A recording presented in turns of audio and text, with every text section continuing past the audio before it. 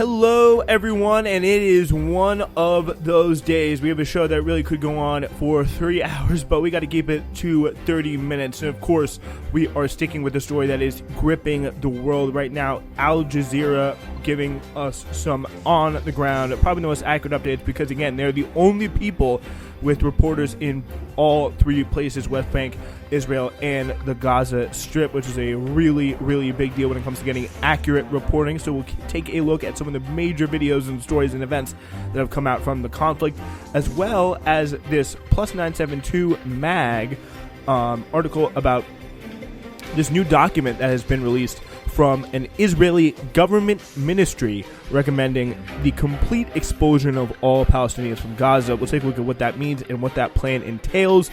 Also, really some pretty incredible stuff from Joe Biden and the White House at the moment, comparing anti-Israel protesters to white supremacists. This is people like, myself, and probably, a fair few of you who have been in any Palestinian march. You apparently, according to the Democratic White House, are the same as Charlottesville protesters, or at least should be put in that same rhetorical category of being extremist and of promoting hate. We'll take a look at the full clip on that. And also, the UAW has won 3 big new contracts. We'll get to that at the end if we have time.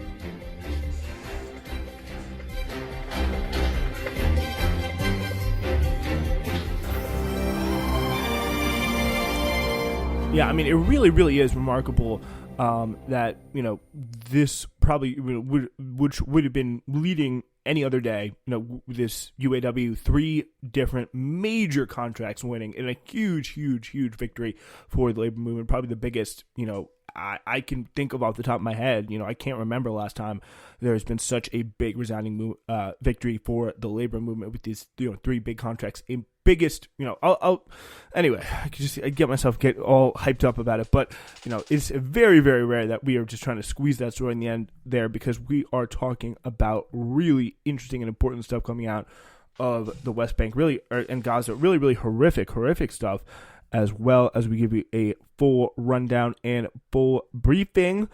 We start with some of the updates coming in from Al Jazeera. 31 journalists have been killed in the current conflict, according to the Committee to Protect Journalists, saying that 31 journalists have been killed. 26 of them were Palestinian, 4 were Israeli, and 1 was Lebanese, according to the New York-based rights group.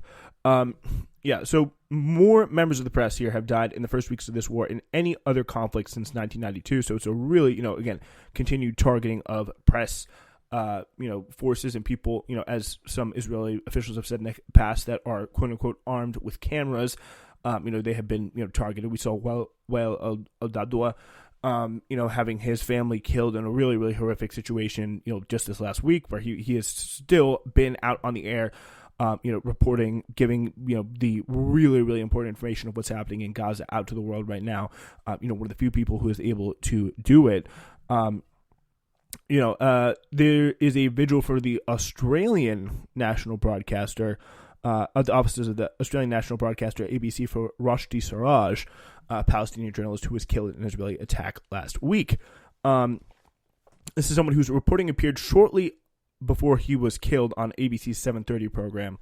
So it is really, really remarkable and incredible stuff that this is something that, they are doing in Australia, and this has not gone, I personally follow this story probably 24 hours a day nonstop. Like, I follow it very, very closely. I've not heard that this guy had been killed, which really just shows you how much these stories get siloed and kind of isolated into our, social media groups, and, who we think, who we follow, who we don't. And, this would have been a story that, would have been gone to my kind of pro-Palestinian side of things. But it really does show you just how little this stuff gets out, because how few people report on it. And all these journalists dying on rapidly, especially with targets from, targeted by Israeli, strikes. These are precision strikes. Like, they tell you it. I think we should believe them when they say that they're precision strikes. But they are, targeting these people, and it is really, really scary to watch. Shireen Abu Akleh very famously was targeted. These are some things they view information as a very, very, very big threat, as they should. And we are seeing them act on that as well. Meanwhile, the house of a senior Hamas leader that was destroyed had been empty for a long time, we are hearing today, according to Bernard Smith reporting from Ramallah in the occupied West Bank. So Israeli forces took over the house about 10 days ago. Last night, they blew it up. More of a symbolic move than by the Israelis than anything else there. After al-Aruri, he's been on their most wanted list for a long time. He is apparently in exile. Some reports suggesting that he may be in Lebanon. But if you see on the news tomorrow, Israel has blown up the house of a Hamas leader, and they act like he was inside and they just got him. It was a big thing. Well, no, they just blew up some other houses that another Palestinian house that Palestinians could have lived in. That was completely empty, and they have no idea where this guy is. So it is really, really quite remarkable. The Americans offered a $5 million reward for information on his whereabouts back in 2018, but has never been captured. So that is a very clear sign that a lot of this Israeli kind of propaganda stuff is failing. But I bet, we'll hear a reporter tomorrow on the news, if you're listening to this, right now, I wouldn't be surprised if it's on the news, that they just blew up. They finally got a big Hamas leader. Or they blew up the house of a big Hamas leader. Isn't that so great? But he's been in Lebanon for years, so it's like they're going to be acting like they had a really huge, a great success, to quote Borat. Anyway, meanwhile in Gaza City, it has been shelled intensely this morning. This is from Safwat Khalut reporting from Al Jazeera from Gaza. This morning, we received reports of tanks attempting to move deeper into Gaza City. It appears that there is a strong Israeli determination to cross from the east to the west of Gaza City to regain control of the coastal line. Their advance has met resistance from Palestinian fighters and has been slow so far. Groups claim they're anticipating this, the Palestinian groups, and they've destroyed several tanks, as we have seen. There's been some pretty interesting videos coming out of these, very kind of almost cartoonish looking like flare style rockets or missiles or whatever they're grenade launch grenades. I don't even know, just like it's a very low rent looking weapon or some sort of like shell or artillery kind of spiraling around a tank and then eventually blowing it up. But for civilians, there is no safe way at this time to leave Gaza City. Those who attempted to leave the city and head south have been targeted by Israeli forces, which is, by the way, something that, me, Al Jazeera, and, a few other pro-Palestinian people have been talking about, but almost nobody else has been talking about how they are targeting, very clearly targeting, people trying to leave. There was an absolutely insane video that really, I think, shocked a lot of, at least the Arab world who saw it this morning coming out of this car driving down a road, which, according to geolocators, he was trying to go south, trying to go from north to south, just like the Israelis wanted, and abandoned his home, in order to try and save his life, but is driving down the road, met with an Israeli tank, and pulverized into smithereens. It is shocking video. And and I had to add the caption there, like, maybe it's a Hamas sedan. Who knows? It seems to be pretty interesting for sure. Meanwhile, Israelis are not only just facing resistance, shall we say, from other sources in Gaza, they're also facing some in the West Bank. A video posted by Al Jazeera Arabic on the social media platform Twitter captured the moment that an Israeli armored vehicle was targeted by a homemade explosive device as it drove past a street in the city of Kabatia. The extent of the damage following the explosion was not immediately clear, but Kabatia is in the West Bank. It is close to Jenin, south of the Jenin refugee camp. Several parts of the occupied West Bank were targeted by Israeli raids early on Tuesday. Again, this is no Hamas there. As we talked about before, the leaders of Hamas aren't just hanging around the West Bank where they can be accessed way more easily by the Israelis because they can just roll in there, as we see, and it's not a kind of open air prison, but they can roll into Gaza pretty easily too. So, but the idea that then it's just like some West Bank people, Hamas people just hanging around in the West Bank as sitting ducks is kind of crazy, with settlers swarming that place all the time. It really is pretty stupid sounding.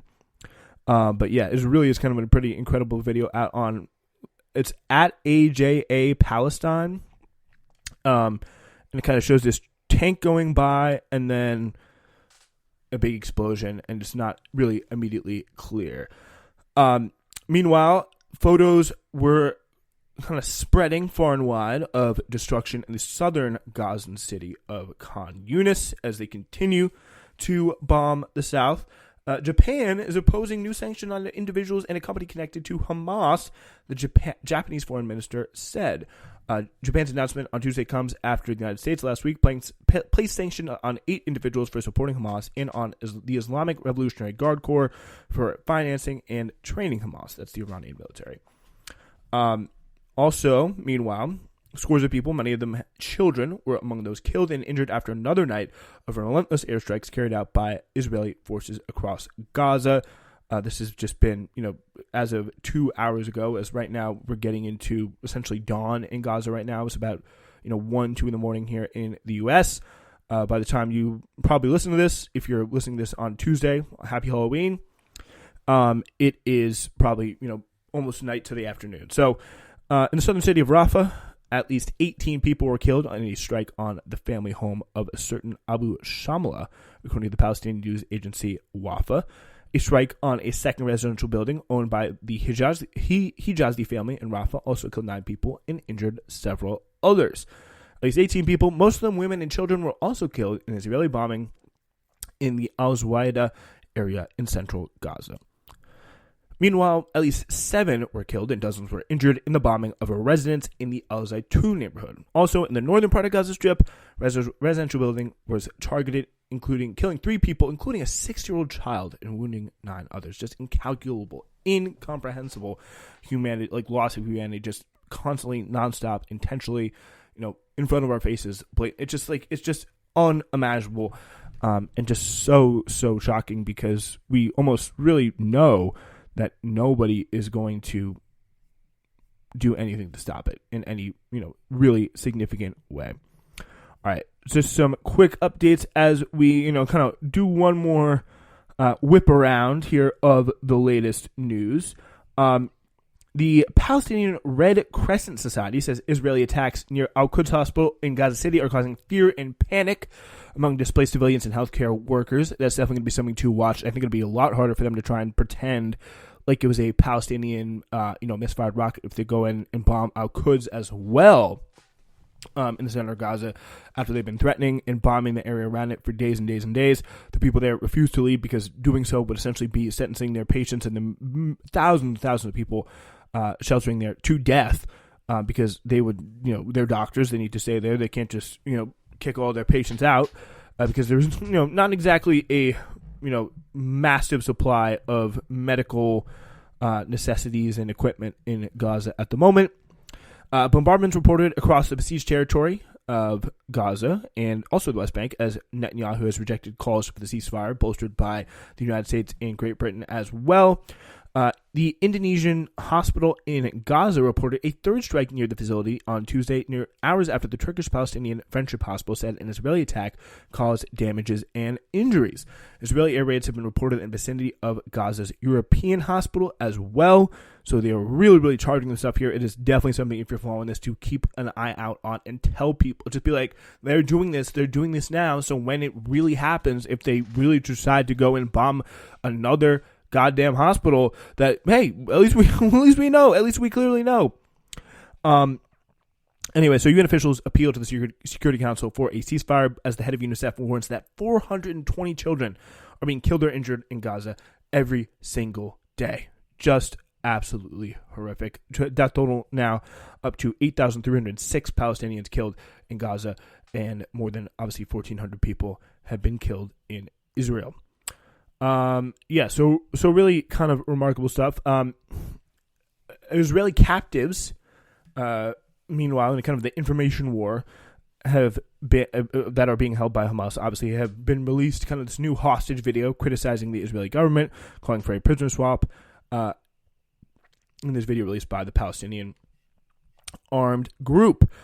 So, many Palestinians were, again, killed in air raids across Gaza in the central Al-Zuwaida neighborhood, the Al-Nusrat refugee camp in Rafah in the south, and there's a two neighborhood in northern Gaza. They're hitting everywhere, and they're hitting it indiscriminately.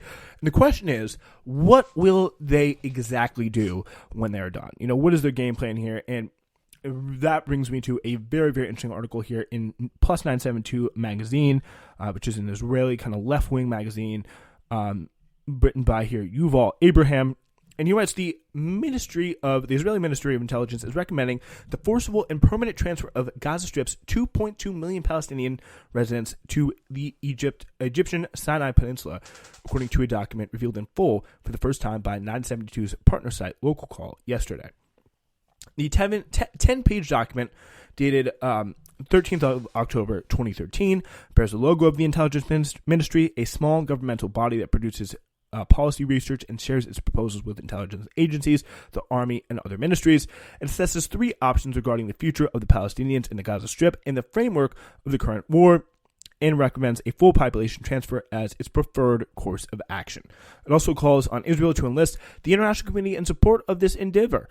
The document, whose authenticity was confirmed by the ministry, has been translated into English in full on the 972 website. So if you want to check that out, certainly worth checking it out for sure. And it's important to say they kind of do a caveat that's like, okay, we're not actually, this is just being considered. This is not, kind of official government policy, but this proves, the existence of this document proves this is obviously being considered at a very, very high level because, this is a government ministry. Like there is a minister, there's an MP. It's not some kind of like bureaucratic sideshow. Like this is like a, I don't know, NSC style position, like National Security Council, kind of providing people kind of in the executive branch with ideas and proposals. And it shows, again, that this is being debated at a high level here. So the document recommends, again, that Israel act to evacuate the civilian population to Sinai during the war, establish tent cities and later permanent cities in northern Gaza that will absorb the expelled population and then create a sterile zone of several kilometers within Egypt and prevent the return of the population. So this kind of dead zone, Berlin Wall style situation. So they can just camp out on the Rafah crossing and shoot anyone who comes within, a certain distance of that border. The Israelis can. At the same time, governments around the world, led by the United States, must be mobilized to implement the move. And again, I think this is a really kind of clear and telling instance here. And I think there has been this narrative that has been arising over time that, Israel doesn't need the United States anymore. Israel doesn't, have to listen to them. In other words, saying there's no real pressure that Biden can apply on somebody like Netanyahu to kind of slow his role in some way, shape, or form, and that he's, kind of blameless for whatever happens because Netanyahu is just going to do whatever Netanyahu was just going to do. Like, I feel like we are seeing more and more evidence that was not true. We've seen quotes from various defense ministers. We've seen quotes from the defense minister. We've seen quotes from people throughout the Israeli government, even in the past as well, going back to the Ronald Reagan days, that tell you, and this is another kind of very clear one, even in their official documents, they're saying, we can't do this major thing here that we really want to do without U.S. government support. And just the pure amount of money, the pure amount of diplomatic cover, like if the United States didn't exist, there would be a United Nations resolution, multiple, by the way, not that there aren't already, but there would be even more United States resolutions kind of condemning, Israel for what it is, and what it has done. But, also there would be way less money flowing into Israel, way less protection, way less security in a very, very big, serious way. And it may not seem like it, but the United States really does give Israel a lot of support and just even almost so much so, like supporting its actions by not calling it out and letting it do what it wants to do in and of itself is a very big form of support because, they are the biggest benefactors. And if they're just kind of sending out like a dad of a spoiled kid as the kid just ruins the region, as they've been doing for quite some time, it is something that they kind of are just obliged to do because when push comes to shove, there will always be incredibly close allies. And the quote I keep coming back to is, you will go on saying, we need to, Of course we need to get the Americans' approval. Like, they pay for the bombs. We can't say no to them. This is stuff that's coming out, and we need to not let Biden get away with saying, oh, they're just going to do what they're going to do. We're not trying to get in the way. And even if we tried, it wouldn't work. That is BS, and that's going to stop. But anyway, the document unequivocally, and explicitly recommends transferring Palestinian civilians from Gaza as the desired outcome of the war. The existence of the plan was first reported last week in the Israeli business newspaper Calcalist, and the full text of the document is published and translated in plus 972. The transfer plan is divided into several stages. In the first stage, action must be taken so the population of Gaza evacuates south, aka airstrikes, focusing on the northern Gaza Strip.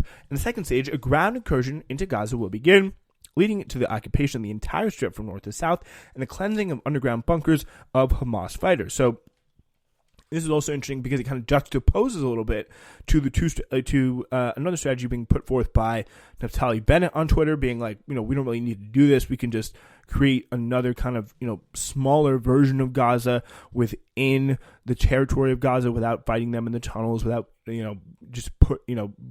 costing us a lot of Israeli soldiers and a lot of Israeli lives, which kind of does seem to be what they're doing with how slow that they're moving early on. But it is kind of a very much a full bore, full occupation, full kind of ethnic cleansing approach versus, if we kill a huge chunk of them and just quarter them into an even smaller part of territory, then I think we'll all be fine. It was just like, oh, I don't know about that.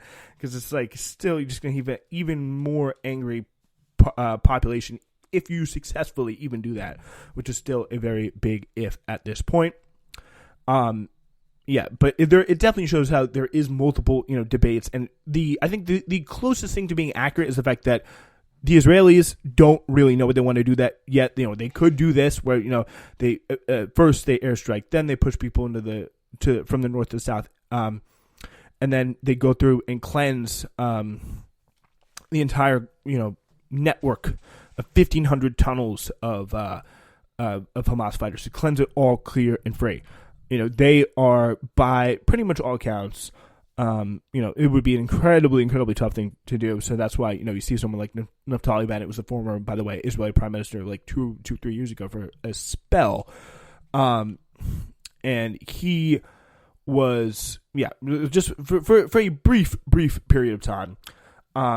And now is coming in and saying, we see what they're doing here. They're trying to, they're not trying to fight every single Hamas fighter in the tunnels. They're trying to, again, essentially push them up into a smaller area, a smaller part of Gaza, which is very interesting. Just cut Gaza in half and stick, not the same, but a similar amount of people in there. Definitely an interesting strategy to be sure. Concurrently with reoccupation of Gaza, Palestinian civilians will be moved into Egyptian territory and will not be allowed to return under this plan. It's important to leave travel routes to the south open to enable the evacuation of the civilian population toward Rafah, the document states. According to an official in the intelligence ministry, the ministry's personnel stand behind these recommendations. So I think it's very important. They're not like, oh, this document is fake. It was written by Hamas and pretended to be us. No, they're saying this is real. We recommended this to people, but we're not sure if we're exactly going to do this yet. But this is definitely something we're thinking about doing, which is just complete, full, clear ethnic cleansing. But yeah, we haven't really made our mind up yet. We'll let you know when we get there, which is crazy. The source stressed the ministry's research is not based on military intelligence and serves only as a basis for discussions within the government. So this is something being tossed around is all that they're willing to admit. In addition, the document encourages the government to lead a public campaign in the Western world to promote the transfer plan in a way that does not incite or vilify Israel. So a little bit of a kind of Hasbara there, a little propaganda for the Israeli side. This will be done by presenting the explosion of Gaza's population as humanitarian necessity to win over international support, by arguing that relocation will lead to fewer casualties among the civilian population compared to the expected casualties if the population remains. Again, all this kind of passive voice. It's like, casualties will be expected, but, why are you saying that when you literally have the opportunity and the chance and the ability to just not kill them? The document also says that the United States should be enlisted in the process to exert pressure on Egypt to absorb the Palestinian residents of Gaza and other European countries, particularly Greece and Spain, which would go great in those countries. More refugees from, the Arabic world. That is something that they would go great. It's, again, just not only are they bloodthirsty, genocidal, this government and, by and large a society that clearly is supporting this government, what this government is doing. You can look at the polls. It's not some sort of logic or argument for collective punishment. Israeli society is overwhelmingly behind this, in their, since it's democracy, and if they poll the people and they clearly support it, then they clearly support it, and there's just no other way, because, those are the people that count, right? They're a democracy, you're polling the electorate, and those are the people that count, which are, again, only, Jewish people, or, I guess technically Arab citizens of Israel, but that's a whole other kind of conversation. But yeah, so not only are they, incredibly bloodthirsty, but then they just want to pawn the problems that they created off onto the rest of the world in the form of, these refugees that have just been kicked out of their homes, or, lucky to be alive, had their homes destroyed in front of their faces. And now Israel's just being like, oh, just give them to Europe. They'll handle them. Just give them to Egypt. They'll handle them. And the best part is the United States, a country who we regularly flout and we regularly, disrespect if you're Benjamin Netanyahu, you got to help me do it. And you got to come in and do it and push us to it. It's just, again, not only the bloodthirstiness, but the audacity and the arrogance there is just so, so, so vivid. It's just absolutely incredible to watch. But yeah, last week, the Misgav Institute, a right-wing think tank headed by Meir Ben-Shabbat, a close associate of Prime Minister Netanyahu and a former head of Israel's National Security Council, published a position paper that similarly called for the forced transfer of Gaza's population into the Sinai. The Institute recently deleted the post from Twitter and its website after drawing strong international censure, which shows you they might have a little bit of a tough time trying to actually pull that plan out, and they really kind of got to do it very, very slowly. The lead study was written by Amir Whiteman, a Likud activist, and, according to sources familiar with him, a close associate of the intelligence minister Gila Gamliel. This is the person who runs the agency that wrote the original report, this ministerial document inside the Egyptian government, which is a kind of very interesting title here, is a Facebook page named The Plan to Rehabilitate Gaza in Egypt. Whiteman interviewed Likud MK Ariel Kalner, who told him that the solution you propose, move the population to Egypt, is a logical and necessary solution. And if this plan follows, you will begin to see these little pieces of propaganda that they're talking about here. The intelligence ministry document states that Israel will have an obligation under international law to allow the passage of the population, which I don't know if they really have an international obligation to kind of help facilitate ethnic cleansing, but that is a whole other debate, whole other question there. And also, again, insisting that the United States can contribute to the process by exerting pressure on Egypt, Turkey, Qatar, Saudi Arabia, and the UAE to contribute to the initiative, either with resources or the absorption of displaced persons. It also proposes conducting a dedicated public campaign aimed at the Arab world with a focus on the message of assisting the Palestinian brothers and rehabilitating them, even at the price of a tone that rebukes or even harms Israel. So, again, just saying, get them out of there. I don't care if we have to kind of just trick them into doing it, but get them out there. So I think that kind of beginning of starting to see these kind of Arabic messages and these kind of calls to the Muslims, the Muslim world, is definitely going to be something to start looking out for in the near future. So finally, the document notes the large-scale migration of non-combatants from combat zones is a natural and sought-after outcome that has also occurred in Syria, Afghanistan, and Ukraine. And again, the idea is that those people are allowed to come back. Concluding the only explosion of the Palestinian population will constitute an appropriate response that will enable the creation of a significant deterrence in the entire region. So again, acknowledging that's what it's about. It's about deterrence. There are some interesting moments, some signs that the international community, whether it be Sisi in Egypt, whether it be even Biden, has spoke about this and saying that occupying Gaza, pushing people out into Egypt would be a big mistake, but that does not mean that it will not happen. So it's very, very important to watch this stuff. I think they could be going in a number of different directions, but I think it's very, very important to know that this is what's out there.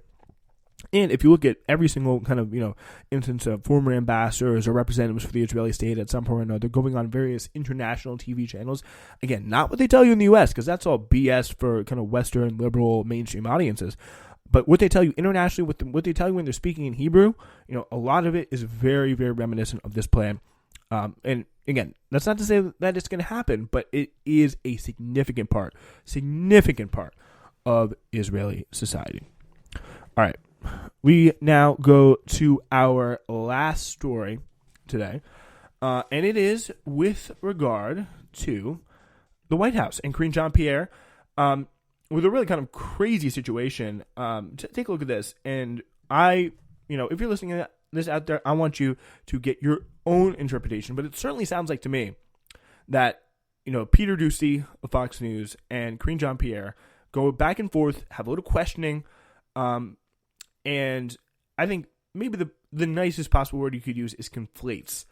Karine Jean-Pierre goes on to conflate people in the streets calling for a ceasefire throughout America and throughout the world today to the white supremacists who marched in Charlottesville. So let's take a look and see how you all, the listeners, hear it.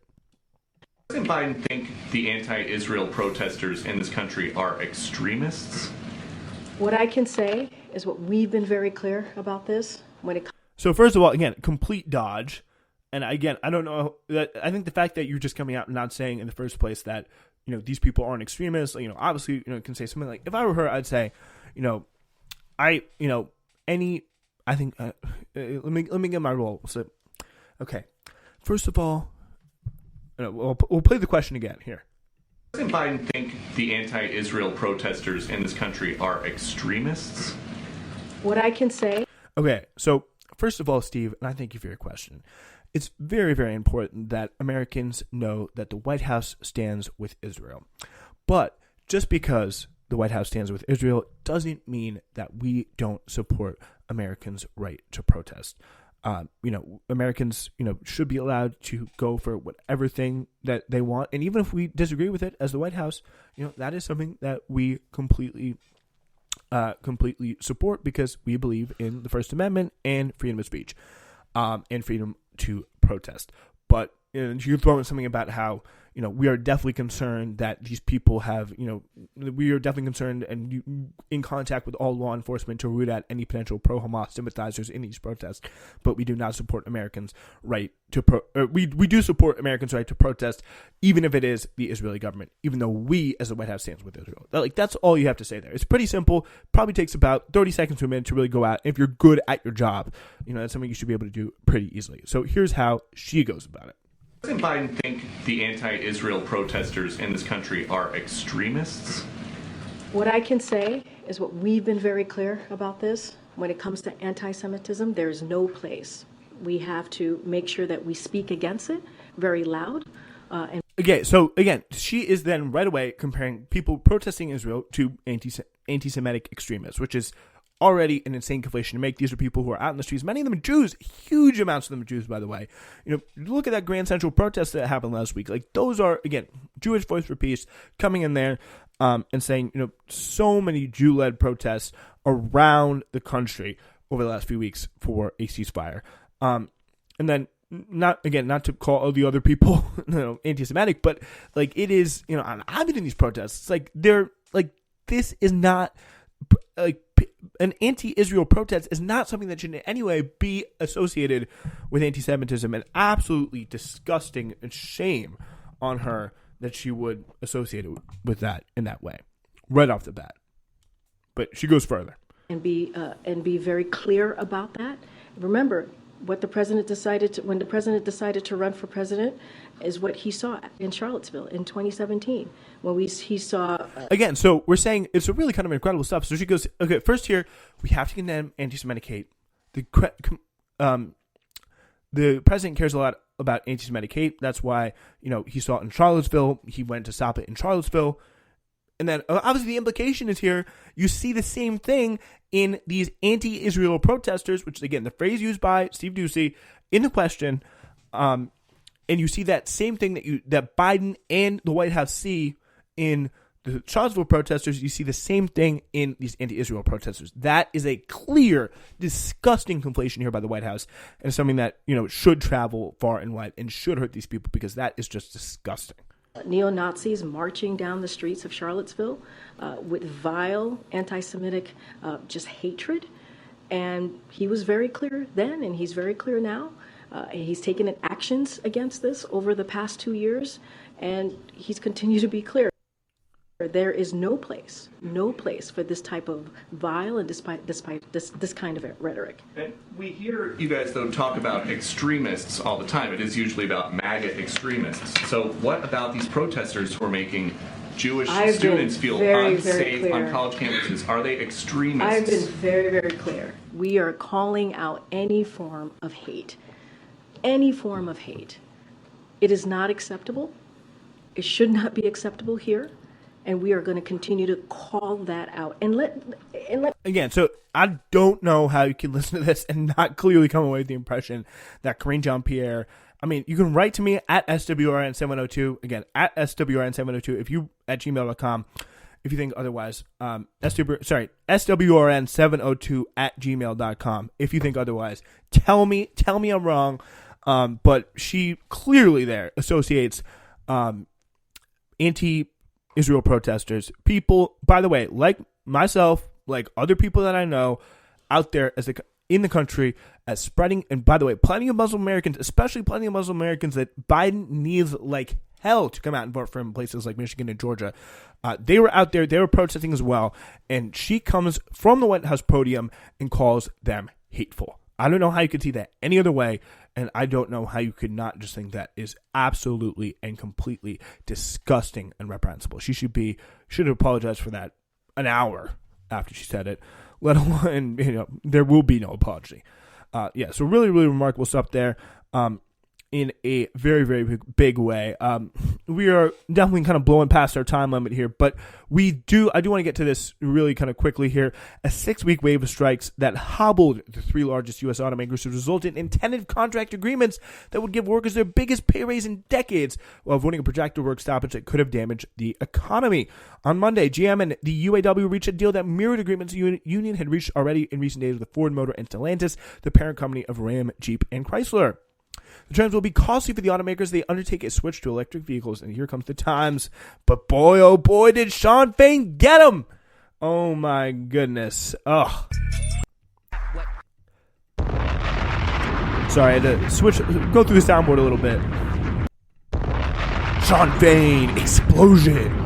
No, yeah, that was really some pretty incredible stuff. Really just incredible job there by Fain. The deals, the president said, reward automakers who gave up too much to keep the industry working 10 years ago during the financial crisis and didn't get it back.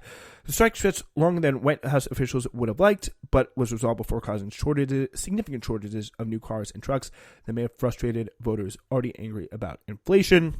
So the near-term impact of the strike will be relatively minor. But to maintain their already astronomical profits, Ford and GM and Stellantis may have to raise car prices. Again, but it is really just kind of consumer-focused lens, as always, here from the New York Times. But look, and by the way, nothing about the terms of the agreement. It's here until like the very, very bottom of the article. So Ford agreed to a tentative pact on Wednesday. Stellantis followed on Saturday. Details of all the agreements have not yet been published, but they include a 25% pay increase over the next 4.5 years and provisions to make sure the raises are not eaten up by inflation, cost of living adjustments, which are huge, which, by the way, the biggest pay increase, single year pay increase, that 25% pay increase is more than they got in decades, really, which is really, really remarkable stuff. So the top UAW wage would rise to more than $40 over the life of the new contracts from $32 an hour. That would allow employees working 40 hours a week to earn about $84,000 a year, which is a really solid middle-class job in especially good parts of the Midwest. The agreement provides at least some protections to workers as the electric vehicles replace gasoline models and jobs at battery factories supplant jobs making components for combustion engine vehicles. In Ford's case, workers at battery factories that the company plans to build in Tennessee and Michigan would be covered by the terms of the union contract. Ford suspended work at the Michigan plant in September, saying it was not sure it can manufacture batteries there at a competitive price.